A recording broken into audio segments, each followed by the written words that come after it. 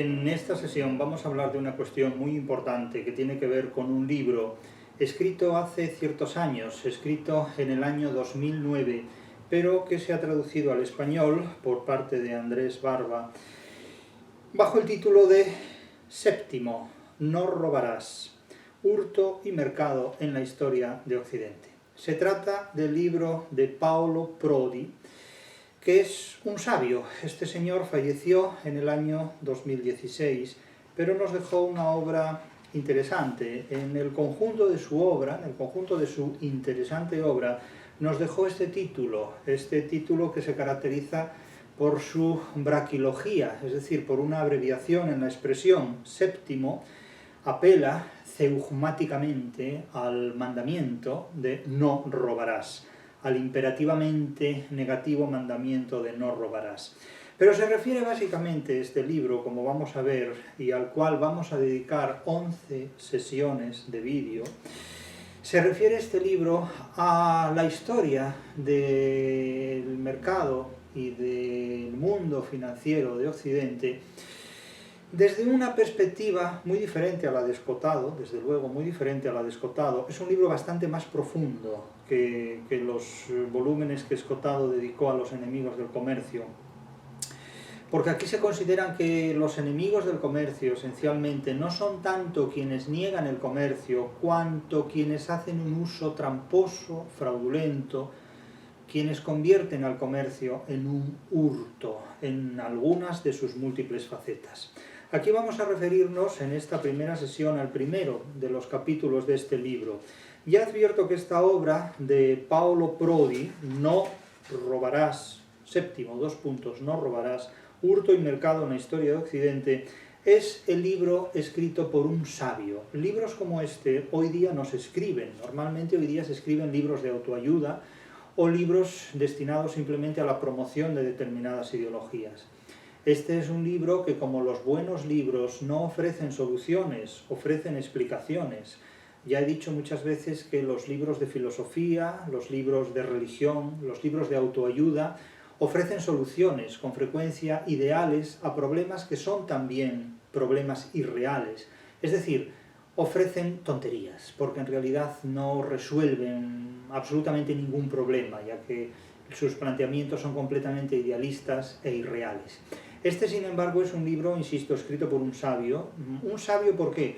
Pues porque es una persona que a partir de una sólida formación en derecho civil, en derecho mercantil sobre todo, y también en derecho canónico, tiene unas profundas lecturas que se amplían en otros ámbitos, como son los ámbitos de la antropología, de la filología y también, por supuesto, de la filosofía en un sentido crítico, no en un sentido idealista, valga la redundancia. Es decir, una filosofía en un sentido crítico es una forma de relacionar críticamente ideas organizadas de modo sistemático, desde criterios racionales, desde criterios lógicos y a partir, por supuesto, de conocimientos científicos. No se puede ejercer la filosofía de espaldas a una realidad científica, a una realidad operatoria y a una realidad evidentemente constructiva de nuevos conocimientos. Aquí, insisto, estamos ante la obra de un sabio, ante una obra que no es que no pueda leer cualquiera evidentemente puede leer este tipo de obras, pero naturalmente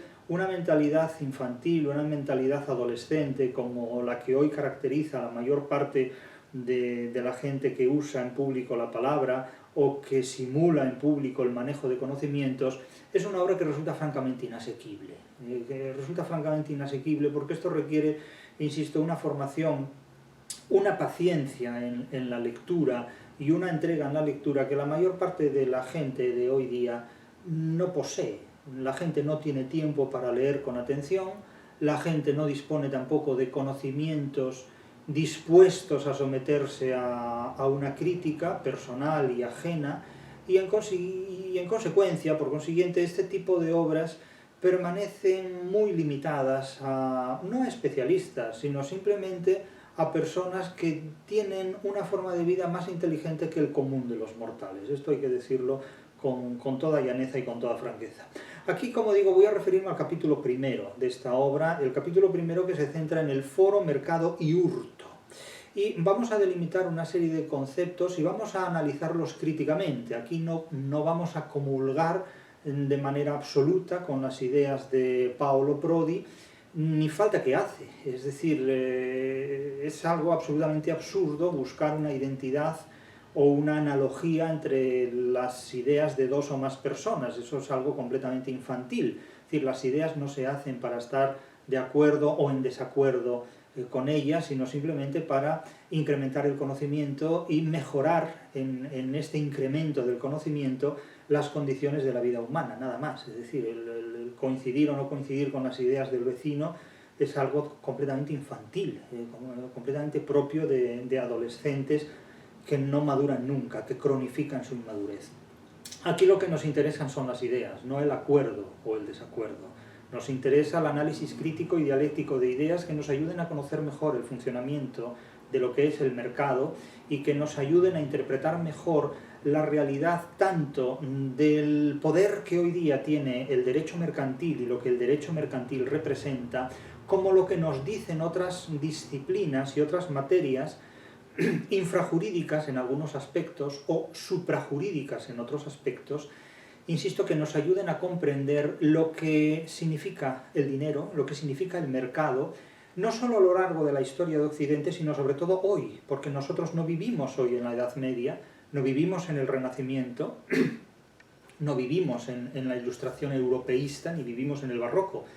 Vivimos en un siglo XXI que nos exige unas determinadas condiciones de economía, de libertad, de conocimiento y de relaciones a las que debemos atenernos en términos completamente reales y en absoluto idealistas. Es decir, nosotros nos enfrentamos a una realidad que exige de nosotros mucho más de lo que los conocimientos que se administran en las instituciones educativas en todos los niveles, desde preescolar hasta la enseñanza universitaria más elevada, másteres y cursos de doctorado, nos ofrece. Por lo tanto, es necesario adquirir este conocimiento a través de otros medios que requieren una selección muy exigente y muy ambiciosa. Y fuera de esta ambición y de esta exigencia es absolutamente imposible disponer de estos conocimientos. Lo que aquí vamos a ofrecer en estos vídeos es el contenido de un libro que a mi juicio es absolutamente relevante y fundamental para comprender el pensamiento, el funcionamiento del mercado, del dinero y de conocimientos claves en el siglo XXI para mejorar las condiciones de la vida de los seres humanos. El hecho de que se esté o no de acuerdo tanto con lo que dice Paolo Prodi como lo que yo diga es absolutamente irrelevante. Aquí lo que importa es el conocimiento que mejore operatoriamente, que mejore en la práctica, en la razón práctica, nuestras condiciones de vida. Lo demás es una retórica que no va conmigo. Quiero advertir también desde el primer momento que este es un libro escrito más allá de las ideologías, es decir, este no es un libro para satisfacer a la izquierda, a la derecha, a lo que está arriba, debajo, en el ángulo superior de aquí o en el ángulo inferior de allá, al norte o al sur o al nordeste. Es decir, es un libro donde se plantean una serie de, insisto, ideas que rebasan las opciones políticas actualmente vigentes. Y, por lo tanto, este es un criterio que no puede perderse de vista desde ningún momento. No vamos a insistir más en él, es decir, el que vea el vídeo número 9, por ejemplo, de la serie y no haya visto el primero, pues naturalmente perderá una serie de perspectivas que aquí se explicitan y que no podemos repetir una y otra vez en cada vídeo. Vamos a comenzar. El punto de partida de las reflexiones que desarrolla Paolo Prodi sobre el comercio, sobre el dinero, sobre el mercado, es el foro. El foro, naturalmente, desde sus orígenes era el lugar público, era la plaza pública, el ágora, desde el que se debatían los asuntos públicos, tanto desde el punto de vista de la administración del poder político, incluso también desde el punto de vista del poder religioso, como un suplemento al templo, como un implemento espacial al templo, y por supuesto también desde el punto de vista de la administración de justicia, en la que también cabía naturalmente el mercado. Tengas en cuenta que para el mundo antiguo, sobre todo para el mundo romano, para la sociedad romana, no hay derecho mercantil, porque el derecho mercantil está fagocitado, está incorporado, está incluido en el derecho civil. No tienen, digamos, los comerciantes un derecho específico, un derecho propio, un derecho distinto al derecho civil que, en el caso de existir, claro, en las sociedades bárbaras los derechos civiles son muy discutibles.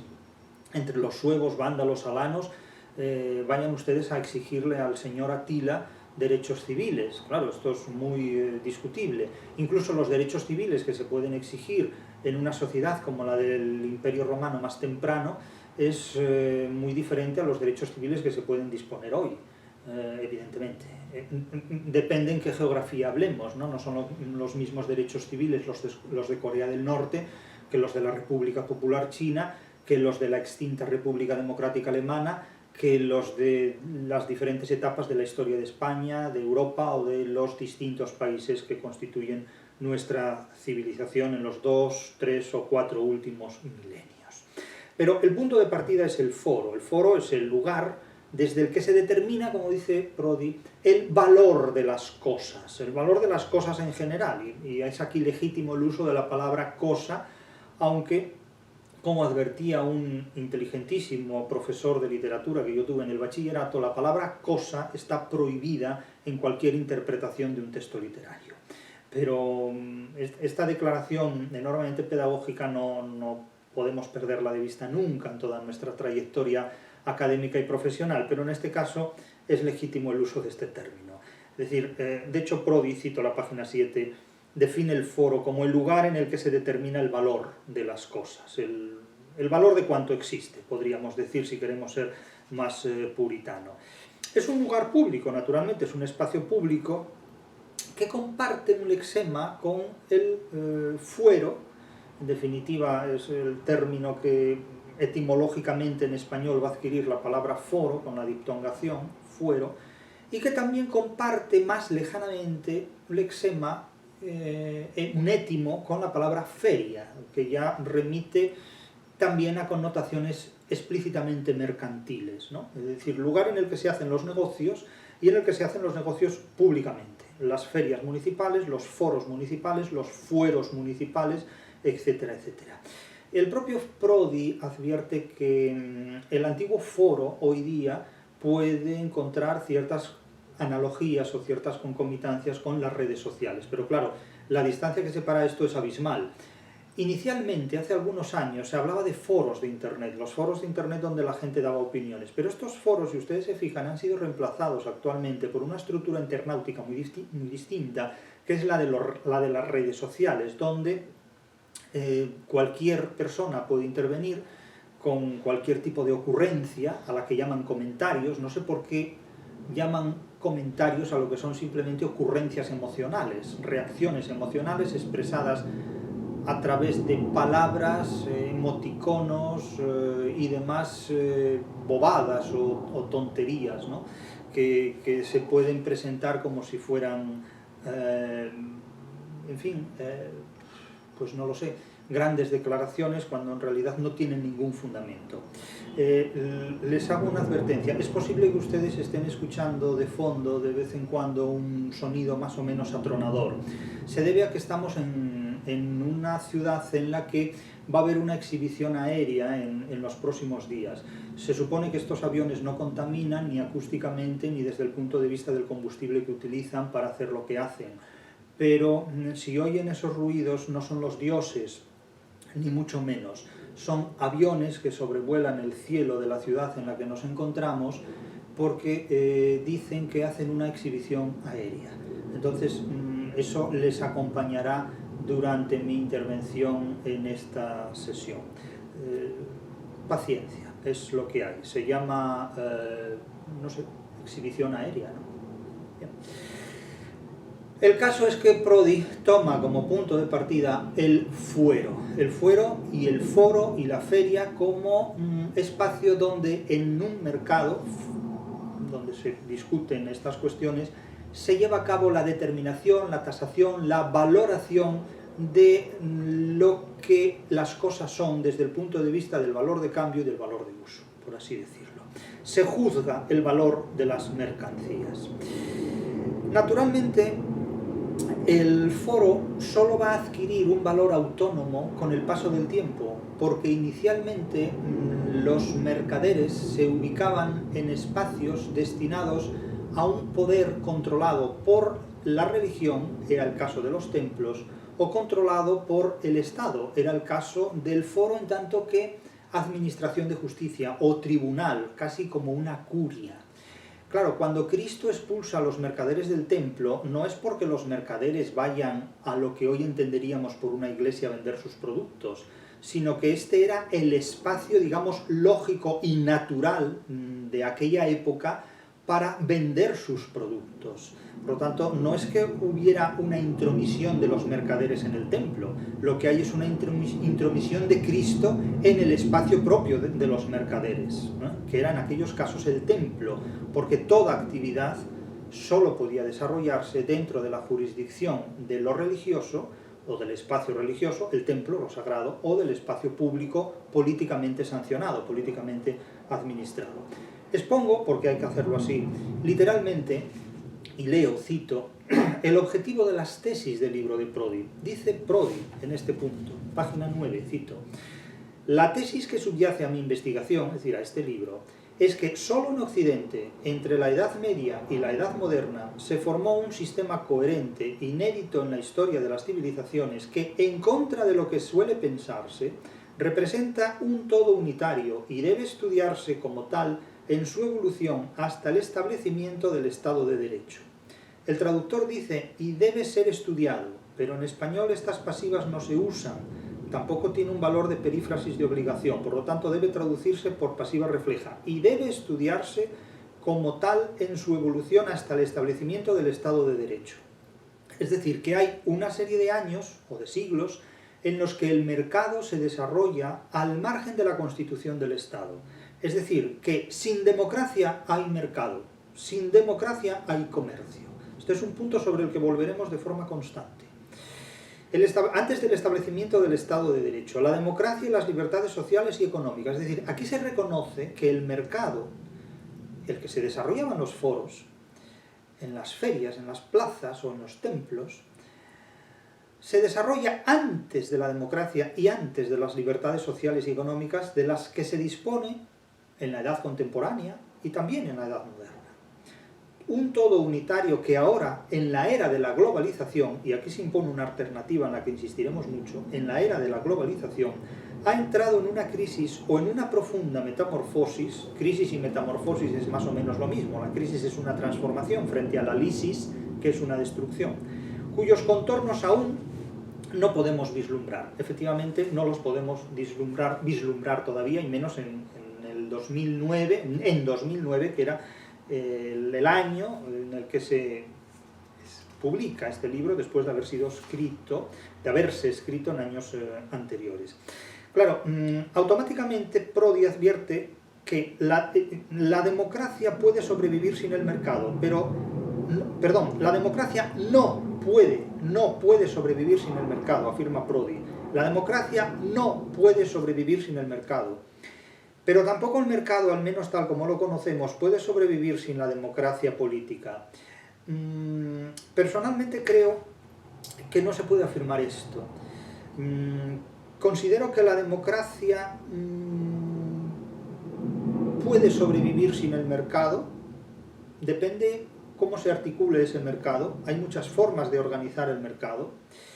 Y creo que también el mercado no es que pueda sobrevivir sin la democracia, es que el mercado ha existido mucho antes de que existiera la democracia. El mercado ha coexistido con democracias que son incompatibles con nuestra democracia actual.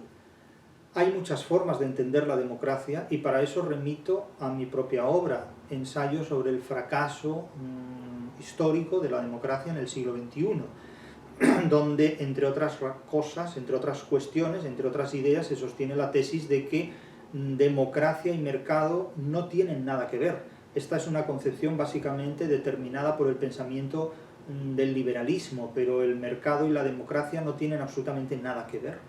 China tiene una hegemonía mercantil muy potente y no tiene pensado democratizarse para nada. Estados Unidos tiene un concepto de democracia que ha ido cambiando con el tiempo. Nace su idea de democracia con la idea de una Declaración Universal de los Derechos del Hombre, excluidos explícitamente los hombres de raza negra o de otras razas que no sean los propios colonos, excluidas las mujeres, etcétera, etcétera. Es decir, es un concepto de democracia realmente muy relativo y que hoy sería por completo incompatible con la idea de democracia que tenemos.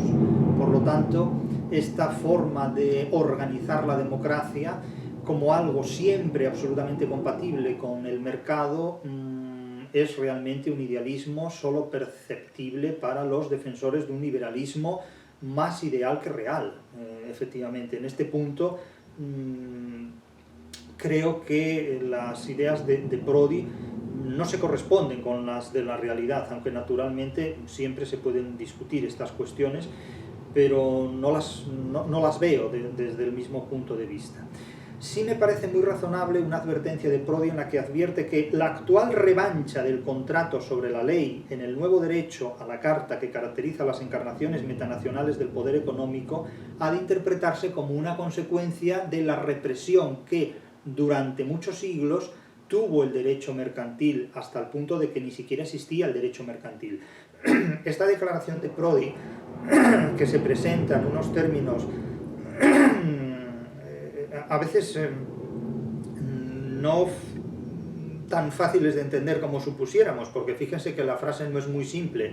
La actual revancha del contrato sobre la ley, es decir, el hecho de que hoy día las leyes, es decir, mercantiles, el derecho mercantil tenga más fuerza que el derecho civil, Prodi lo plantea incluso como una revancha, como una venganza que durante años, durante siglos, el derecho mercantil tuvo que sufrir por parte de las opresiones del derecho civil.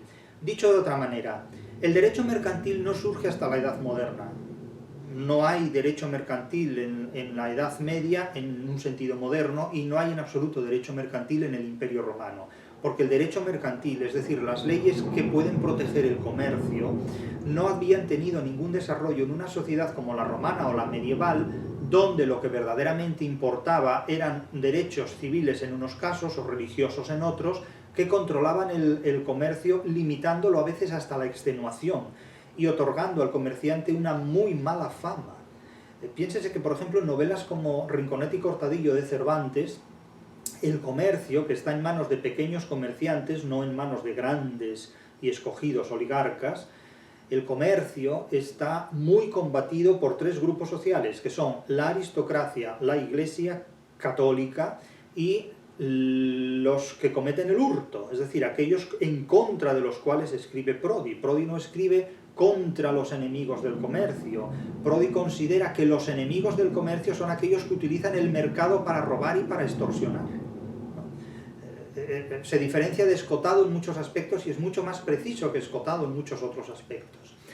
Y en esa novela, como digo, Cervantes presenta a la Iglesia católica, a la aristocracia ociosa e improductiva y a los delincuentes organizados, concretamente en la figura de Monipodio en Sevilla, los presenta como unidos y aliados entre sí en contra del comerciante. Es decir, aristocracia, iglesia y delincuencia organizada forman una triple alianza en contra de los comerciantes y en contra de quienes ejercen la producción y el comercio, ¿no?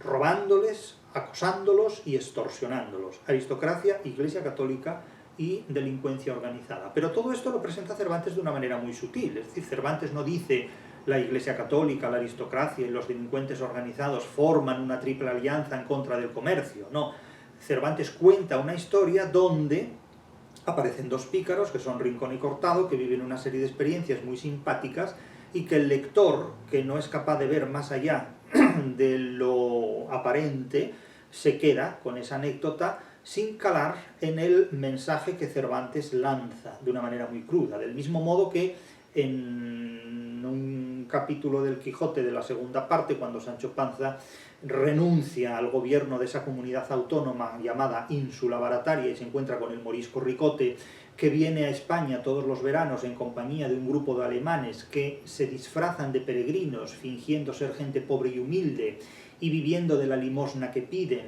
no para vivir de esa limosna, sino simplemente para hacer dinero fingiendo ser pobres, humildes y desvalidos peregrinos.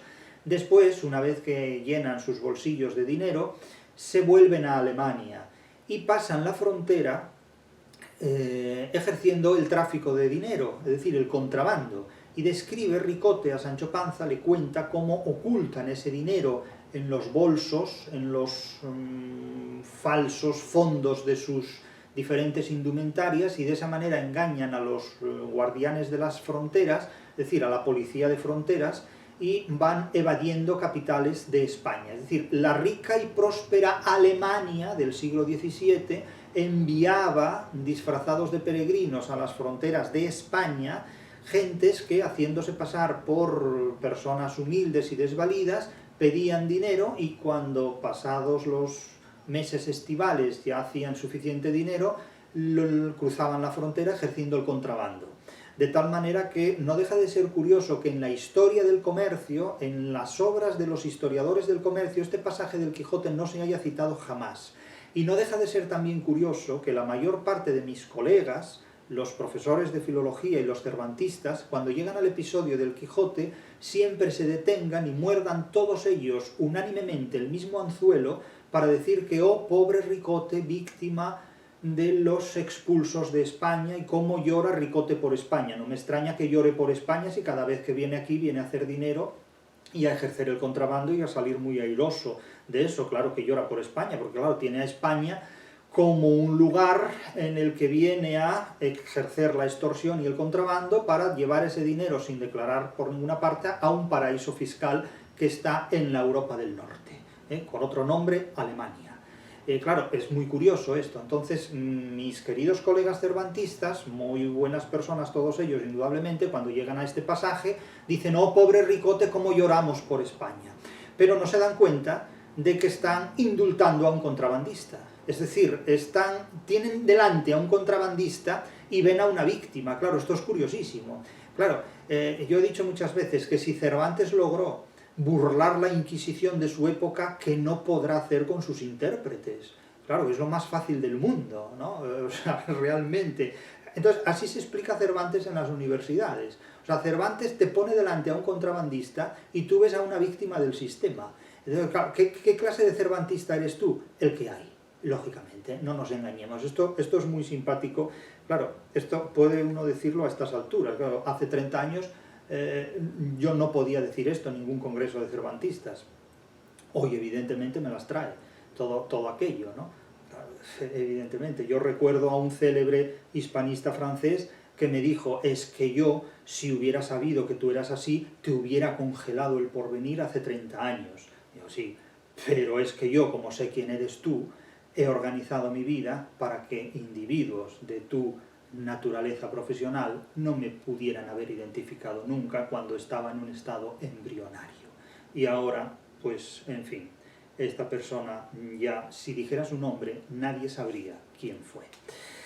Porque no lo recuerdan, ya ha desaparecido del panorama. Pero bueno, no deja de ser curioso este tipo de vivencias. El caso es que Cervantes pone delante a un contrabandista, pero Escotado no leyó ese pasaje del Quijote, y si lo leyó, vio a una víctima como tantos otros.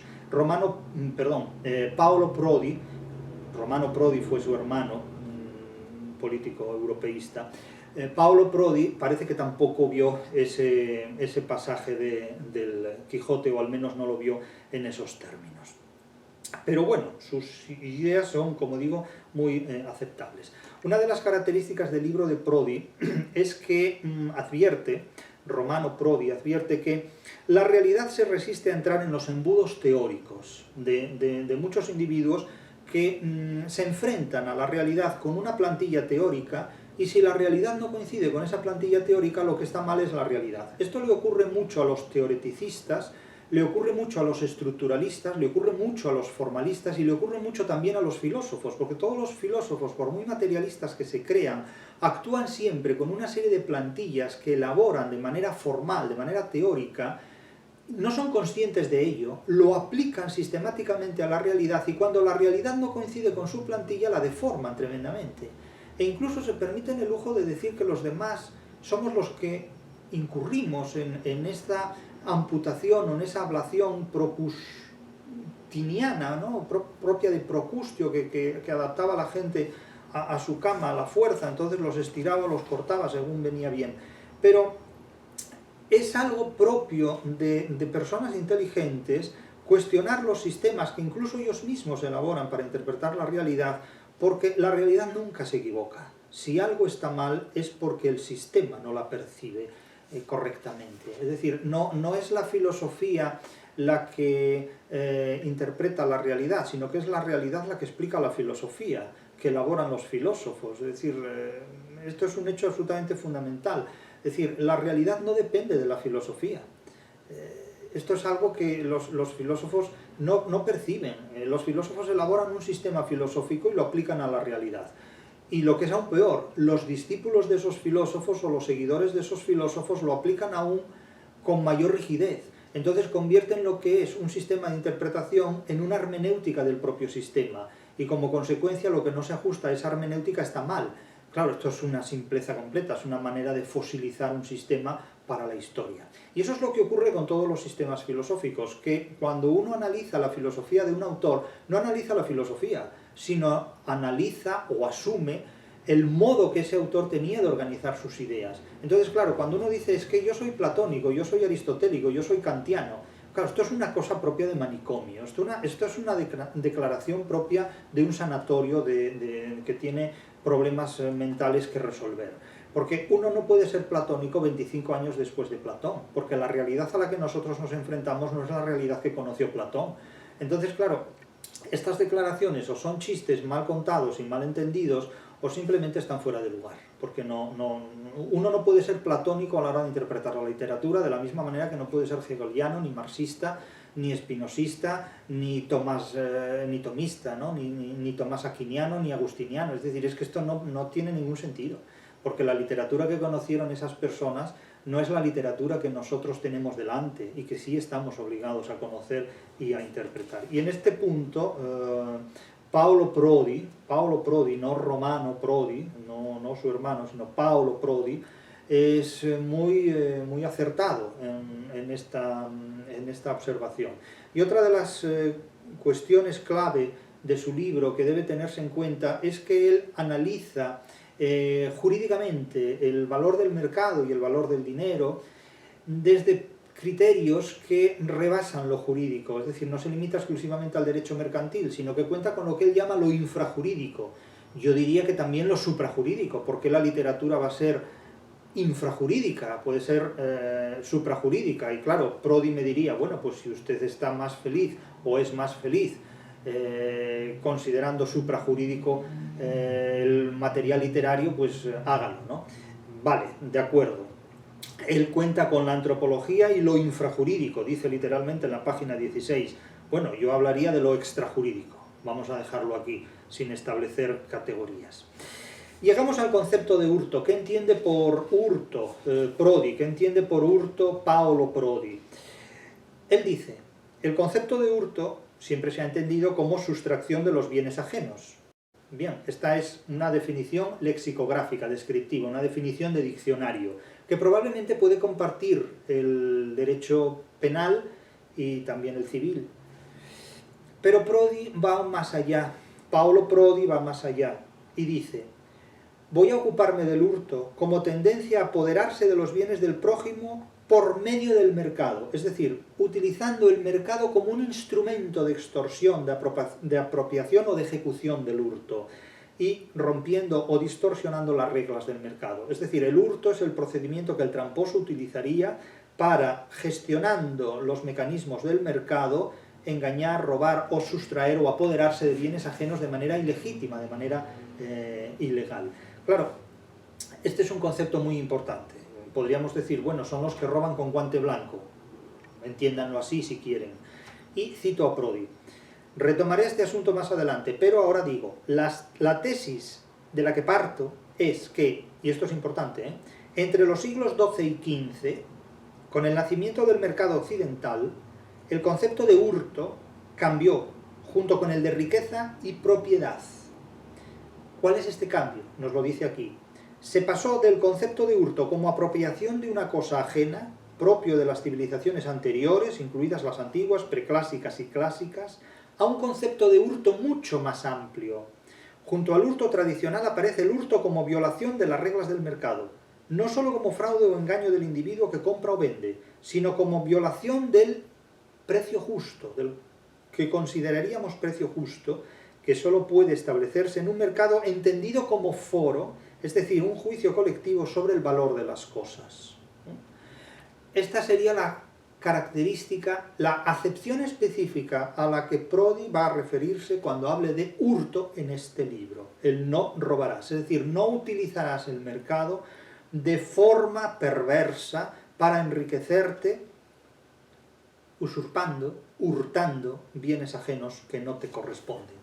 Eso es enormemente importante. Y otra de las cuestiones clave de este libro, para ir concluyendo esta primera sesión, es que normalmente, por inercia, por una inercia muy poderosa, por una inercia que arranca prácticamente desde la Revolución Francesa, desde aquellos años, el ser humano actual, el ser humano del siglo XXI, se mueve en una dicotomía política muy simple, izquierda y derecha. El ser humano cuando vota, cuando articula sus ideologías, es decir, cuando articula emocionalmente la ignorancia colectiva, que eso es una ideología, es decir, la emoción, la organización emocional de la ignorancia colectiva, eso son las ideologías, siempre se mueve en una dicotomía muy simple y muy plana, izquierda y derecha. Es decir, usted vota a la izquierda, usted vota a la derecha, usted es de izquierdas, usted es de derechas, etcétera, etcétera. Pero esta dicotomía, esta bimembración, esta polaridad, en realidad hoy día ya es irreal, no funciona.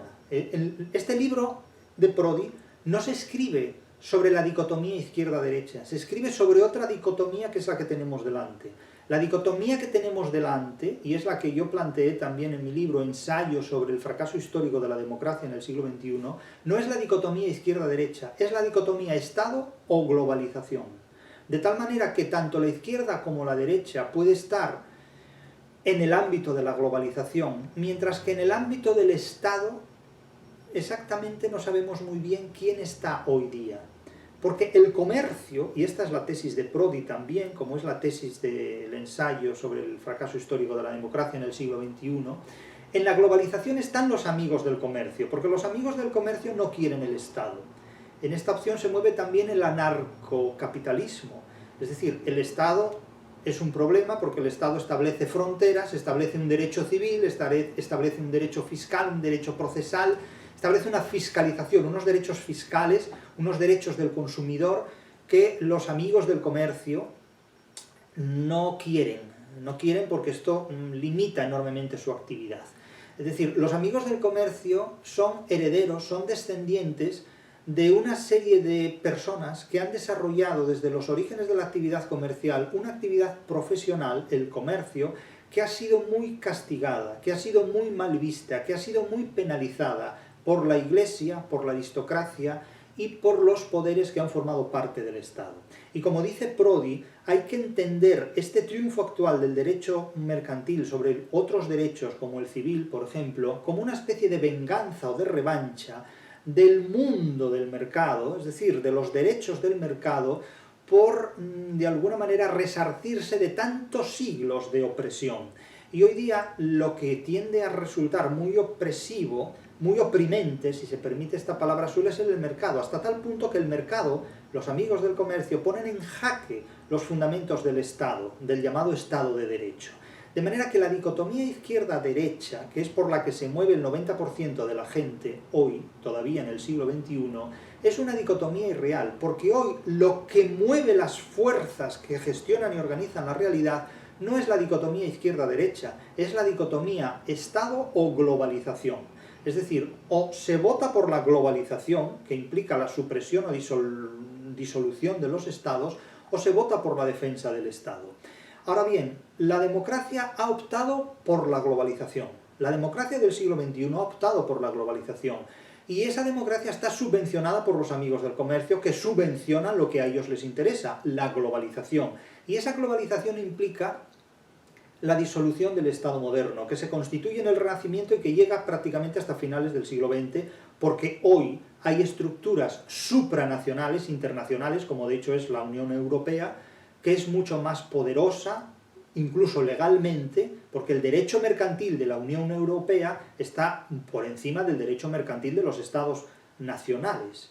Y es muy probable que a finales del siglo XX o no hay Unión Europea o no hay estados nacionales en la Unión Europea. Esto es lo más probable. Lo más probable es esto último, porque los amigos del comercio en estos momentos desempeñan, digamos, el papel más contundente y más poderoso, y esto supone un cambio en la historia. Claro, mucha gente me pregunta, ¿y esto es bueno o es malo? Pero es que no me compete a mí decir si esto es bueno o es malo, ni le compete a nadie decir esto. Esto es bueno para unas personas y malo para otras personas. Es decir, la historia no es ni buena ni mala, porque esto implica adoptar posiciones morales que nos sitúan en el ámbito incluso de lo religioso. Es decir, la fusión entre el derecho y la moral es una exigencia propia de las religiones. Es decir, es bueno aquello que hay que legitimar políticamente como bueno. Es decir, que hacer de lo políticamente correcto lo judicialmente legal es un paso hacia un totalitarismo, sea secular o sea religioso. Es decir, no podemos fusionar el derecho con la moral, porque entonces sería hoy delito lo que ayer era pecado. Claro, esto es una auténtica barbaridad. Esto es volver al totalitarismo de la mano de la democracia, prescindiendo de las religiones, porque se ha secularizado la teología. Claro, esto es un auténtico disparate. Esto es bueno o malo, no es que sea bueno o malo, es que es disparatado, es que no se puede vivir así. Realmente no se puede vivir así. No se puede vivir así porque las libertades quedan completamente asfixiadas en todos los órdenes de la vida. Esto lleva a cabo una ablación de la libertad, un recorte de libertades que inhabilitan la vida, porque es imposible ejercer la ficción, es imposible ejercer la literatura, es imposible ejercer el comercio, es imposible ejercer absolutamente nada, realmente. Pero ya digo, el binomio izquierda-derecha, tradicional, hoy se reemplaza por el binomio Estado o globalización. Y la suerte está echada en este sentido, porque lo que va a triunfar es la globalización, que implica la disolución de los estados. Ahora bien, ¿se puede contrarrestar las consecuencias que tenga la disolución de los estados? Se podrán contrarrestar cuando la gente que no tenga nada que perder se enfrente a la globalización. Pero esto ya será un capítulo de la segunda mitad del siglo XXI o incluso del siglo XXII. Esto ya es una cuestión que yo no veré, ni falta que hace que yo vea, ¿para qué? Es irrelevante. Pero insisto, es que esto no es que sea bueno o es que sea malo, es que esto es así. Es decir, ya he dicho que los buenos libros no ofrecen soluciones, ofrecen explicaciones, ofrecen comprensiones de lo que hay. Y el libro de Prodi no ofrece ninguna solución, porque a la historia no se le pueden exigir soluciones. A la ciencia no se le exigen soluciones, a la ciencia se le exigen explicaciones que podrán solucionar o no un problema o podrán transformarlo en otro problema. Porque al fin y al cabo, curar una enfermedad es trasladar el problema del organismo enfermo a los virus que provocan la enfermedad. Pero claro, por el momento los virus que provocan una enfermedad no disponen de una organización internacional de protección de virus para preservar los males endémicos de la humanidad. Entonces, claro, esto no es así, ¿no? Pero en definitiva es esto. Vamos a ver, Prodi advierte en un momento dado, Paolo Prodi advierte, el pensamiento económico y político ha descuidado demasiado su relación con la ética y el mundo de los valores. Se refiere a hoy, y se refiere a que la situación actual de crisis del Estado soberano y de aceleración del proceso de la globalización ha acentuado el interés de una amplia opinión pública por estos temas. Es cierto que es así, desde hace ya bastante tiempo. Y cito una frase, una declaración de Prodi, de Paolo Prodi, que me parece muy importante. Francamente, dice Prodi, desconfío de las recetas abstractas que ofrecen premios Nobel como Amartya Sen, pues me parecen inquietantemente similares a las conferencias sobre economía política de Francesco Vitto, que él, Paolo Prodi, escuchaba de joven a principios, en la década de 1950, en las bancadas de la universidad. Prodi nació en 1932 y murió en 2016. Conferencias de Francesco Vito tales como La economía al servicio del hombre, recordadas simplemente con nuevos colores. Quiere decir que, claro, esto es una retórica, es una palabrería, pero que no informa absolutamente de nada. Y considera Prodi que algunos premios Nobel como Amartya Sen incurren en lo mismo, pero décadas después. Y en ese punto Prodi tiene mucha razón y es muy inteligente al hacer estas advertencias. En definitiva, Prodi va a interpretar el hurto como infracción de las reglas del mercado, no como apropiación indebida de bienes ajenos o de productos ajenos, sino sobre todo como la infracción de las reglas del mercado, el que hace trampas en el uso de los instrumentos mercantiles, el que hace trampas en la interpretación del derecho mercantil, ¿no? Eso es el hurto, y sobre todo el hurto es el uso de lo público desde el poder del Estado, y el uso de lo privado, ilegítimamente, desde el poder del Estado. Es decir, que cuando alguien utiliza el poder del Estado, sea en democracia o sea en totalitarismo, para intervenir en los poderes privados y en las producciones privadas, también incurre en este tipo de hurto, y esto se llama comúnmente corrupción política. Claro, añade Prodi, no se trata de dar recetas o soluciones, sino de comprender mejor lo que cargamos encima cuando los nuevos panoramas de la globalización ponen en tela de juicio las instituciones que han estructurado la vida social en los últimos siglos, como el Estado de Derecho y el mercado. Es que el mercado de hoy no tiene nada que ver con el mercado de hace siglos, ni siquiera con el mercado de hace un siglo. El mercado de hace un siglo solía estar en manos de pequeños comerciantes. Hoy día los pequeños, incluso medianos o medio altos comerciantes, no pueden sobrevivir frente a los grandes monopolios comerciales que se lo han devorado absolutamente todo. Hoy día el nuevo proletario es el que gestiona una franquicia para el gran gestor del comercio global, que tiene más poder que las leyes del derecho civil, porque el derecho mercantil de los amigos del comercio es la nueva constitución planetaria del siglo XXI. Esta es la tesis de nuestro ensayo sobre el fracaso histórico de la democracia en el siglo XXI, y es una tesis que también está muy próxima a esta obra de Prodi. En definitiva, esta fusión, como digo, entre el derecho y la moral, tan protestante, es una fusión tan protestante, está muy vigente hoy día. Y desde luego, claro, la conclusión es que en definitiva el nuevo DNI, es decir, el nuevo documento nacional o acreditativo de identidad, la identidad política hoy se disuelve, porque lo que verdaderamente importa es la identidad financiera. La tarjeta de crédito es más importante que tu pasaporte. La tarjeta de crédito es aquello que te permitirá viajar por un mundo sin fronteras, porque tu identidad nacional y cultural está en el menú de los amigos del comercio y está en el colon de la democracia, está en la parte final de una democracia a punto de extinguirse y a punto de convertirse en el totalitarismo de la globalización de los amigos del comercio. Claro, cuando se habla de totalitarismo, la gente se enciende o se emociona o se irrita o se preocupa. Yo no digo que el totalitarismo sea bueno o sea malo, es que estas cuestiones rebasan las posibilidades morales de interpretación de un individuo y también de una colectividad. Lo que digo es lo que hay, lo que digo es lo que viene. Y no es una profecía ni un diagnóstico, es una evidencia, es ya lo que tenemos delante. Lo que tenemos delante no es una dicotomía entre la izquierda y la derecha, lo que tenemos delante es un pulso entre la globalización y el Estado, y es un pulso que el Estado pierde y perderá rotundamente, porque lo que triunfa y lo que vence es la globalización. Si nos gusta, bien, y si no nos gusta, también, porque es lo que hay, y no habrá otra cosa. Este libro es una interpretación que trata de describir las trampas que en el uso de los instrumentos mercantiles determinadas personas pueden hacer del mercado para incrementar su poder a costa del trabajo ajeno.